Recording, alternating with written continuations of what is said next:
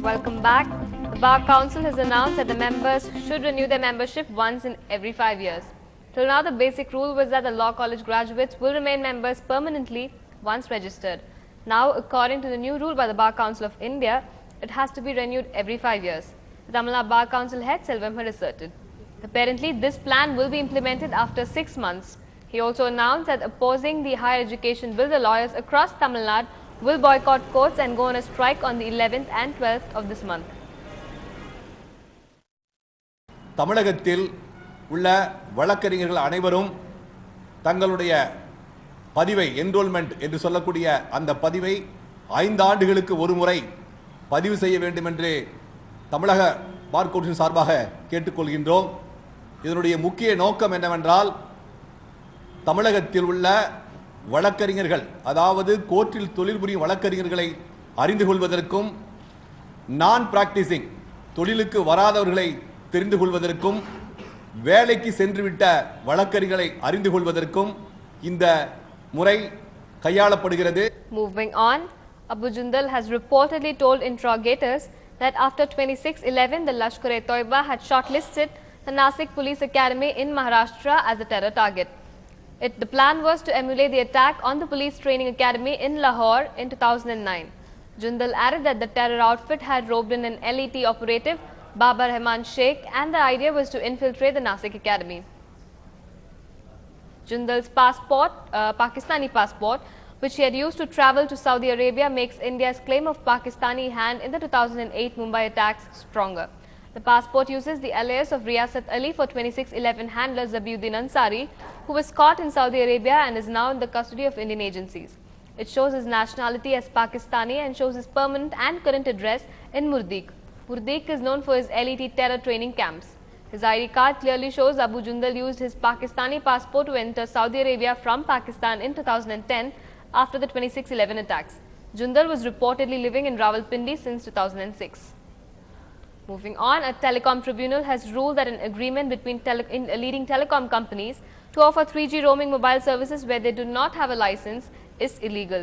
There was, however, a split verdict today, with one judge calling for fresh notices to be sent to the telecos, while another said that the pacts should be terminated immediately.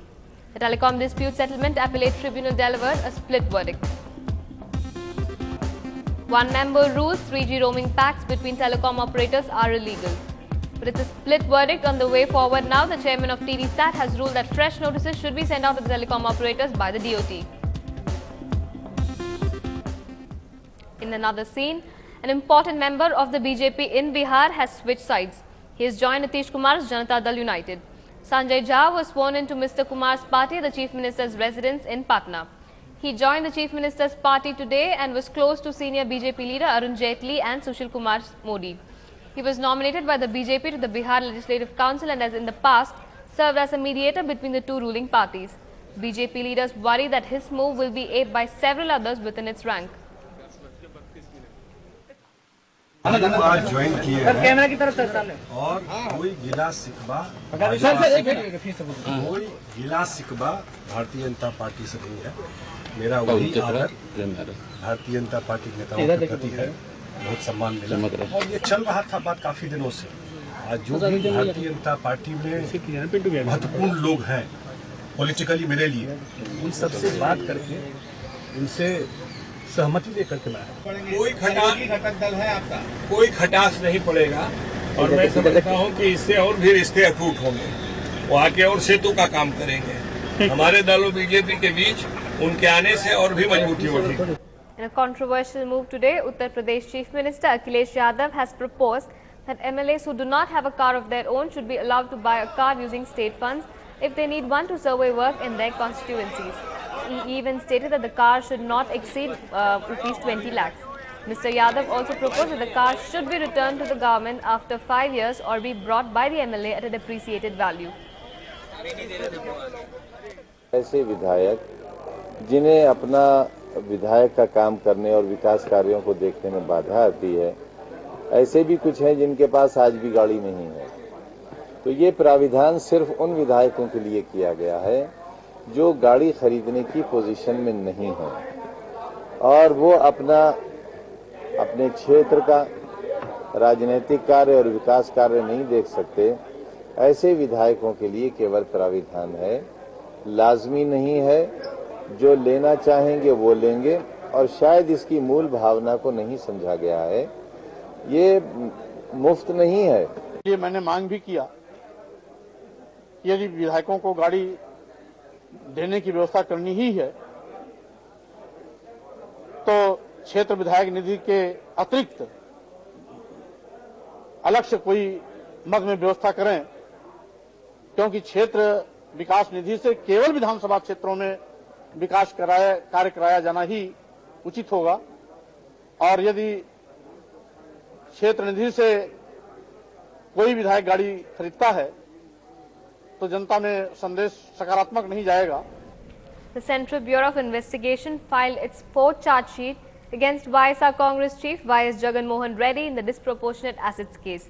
It is a supplementary to the first charge sheet where the investigation agency has added a new section 9 under the Prevention of Corruption Act. The probe agency in its first 3 charge sheets filed against Mr. Reddy and others had alleged that he and his father and former Andhra Pradesh Chief Minister YS Rajasekhara Reddy hatched a conspiracy to defraud the government and the state government, granted some favours to certain firms which made investments in Jagan's business as a quid pro quo. Chhattisgarh Chief Minister has told that the anti-Maoist operation in which at least 19 suspected ultras were gunned down should not be politicized. The encounter, which took place in the forests of Silgar, an uncharted Maoist zone between the Naxal hotbed of Jagargunda and Basaguda in Bijapur district, was launched on June 27th in a joint operation by over 300 CRPF and state police personnel from 3 directions. Raman Singh had earlier blamed the state Congress for politicizing the encounter, saying that the rebels are to be blamed if innocent civilians were killed during the gun battle. विकास को उल्टी दिशा में ले जाने का प्रयास यदि नक्सली करते हैं और बाद में कुछ घटनाएं होती हैं तो उसमें हल्ला करते हैं। मुझे लगता है कि उस घटना में भी 9 यदि हमारे सीआरपीएफ के जवान कोबरा के यदि घायल हुए हैं तो ये आरोप लगाना गलत है कि कोई प्लान ऑपरेशन नहीं था। 7 जवान हमारे, 2 उनको रायपुर शिफ्ट करना पड़ा, 2 को हेलीकॉप्टर से। तो इस प्रकार की घटनाओं को जिस प्रकार के राजनीतिकरण किया जाता है, ये किया जाना मैं उचित नहीं मानता। We'll move to another short break now. Stay with us.